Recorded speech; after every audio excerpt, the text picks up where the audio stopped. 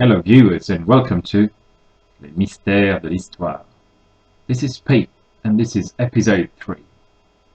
In today's episode we will speak about great revolts at the time of the Roman Empire, after the time of the Roman Republic. Because, and you may not know this, Rome was a republic before it became an empire. We will explore a tragic series of events leading through two major revolts against Rome between 66 and 135 CE to the destruction of the Jewish temple and to the Jewish people's exile.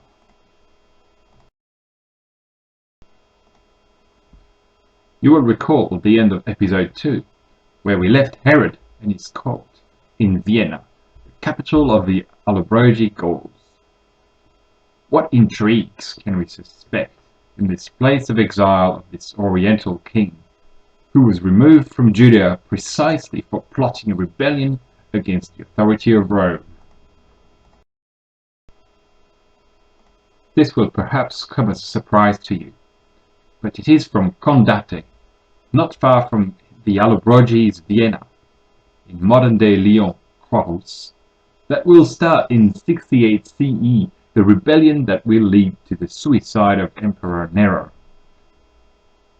Vindex, a powerful Gallo-Roman of royal lineage and whose Latin name means the Avenger, rallies the Gauls against Nero, with the support of the town of Vienna against the town of Lyon, whose inhabitants had been expelled from Vienna before founding Lugdunum.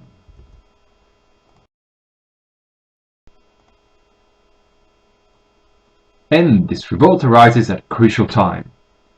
The prior year, the man who history remembers as Flavius Josephus was captured by the Roman general Vespasian in Galilee.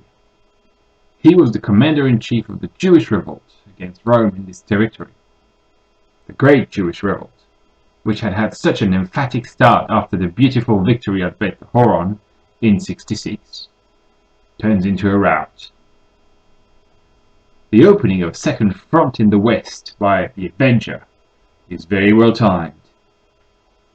I will not talk today of coordination between the city of Vienna, so close to the old capital of Gergovie, where the sons of Herod the Great had resided. Suffice to say that the name of Vindex the Avenger keeps me wondering.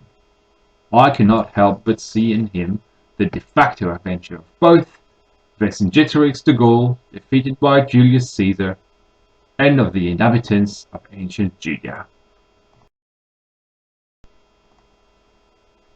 Alas, Rome's might is terrible. Vindex quickly dies in this conflict. But surprise, the Emperor Nero himself is forced to commit suicide by the rebellions that ensue. The year 69 is known as the Year of the Four Emperors. The fortunes of war lead to Galba, Othon, Vitellius, and lastly Vespasian, the head of the Roman expeditionary force in Judah, to take the imperial crown, one after the other. Vespasian leaves the command of military operations in Jerusalem to his son, Titus, lover of the Herodian queen Berenice. As he is besieging the Temple Mount, men from his army set fire accidentally to the Temple of Jerusalem in 70. It is the fateful destruction of the Temple of God, which has not to date been rebuilt. In 73, the last stronghold of the Sicarii, the Jewish rebels, is stormed by a Roman legion. A bitter victory for Rome. The defenders, men, women and children, have all committed suicide on the mountaintop at Masada.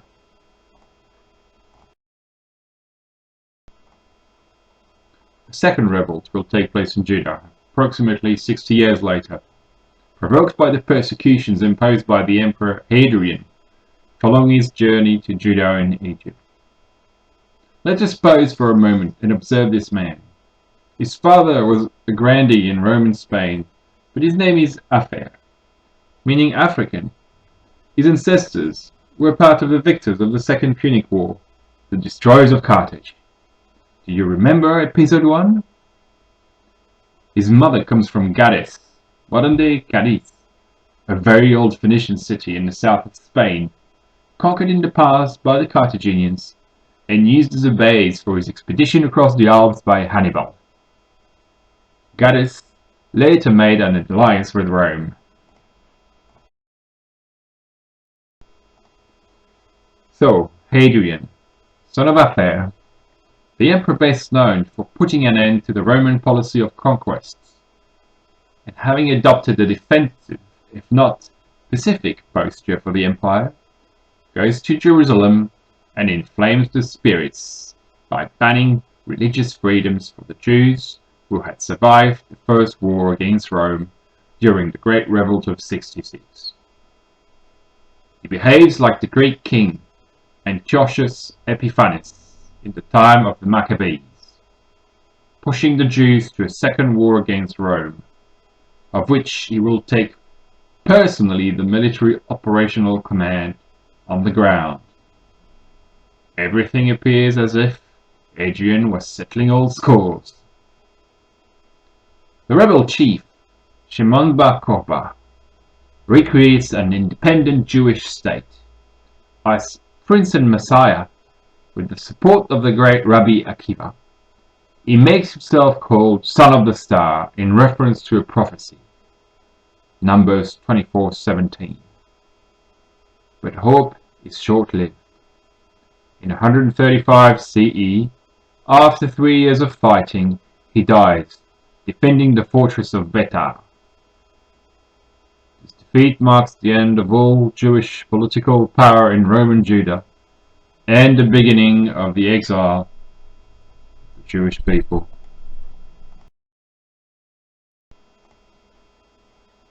So, dear viewers, were you surprised, as I was, by the profound yet invisible connections between events seemingly independent on opposite shores of the Mediterranean Sea? What was the exact nature of the links that united Jewish and Gallic rebels? Are we meant to believe in a coincidence? Of whom exactly was Vindex supposed to be the avenger? And is it Hadrian himself, fulfilling his own vengeance, be it Phoenician or anti-Carthaginian? We may never know for sure. In the meantime, I hope to have intrigued you, and I invite you to join me soon for new discoveries and new mysteries. This is only the beginning. Carthago Delendar Est. Goodbye.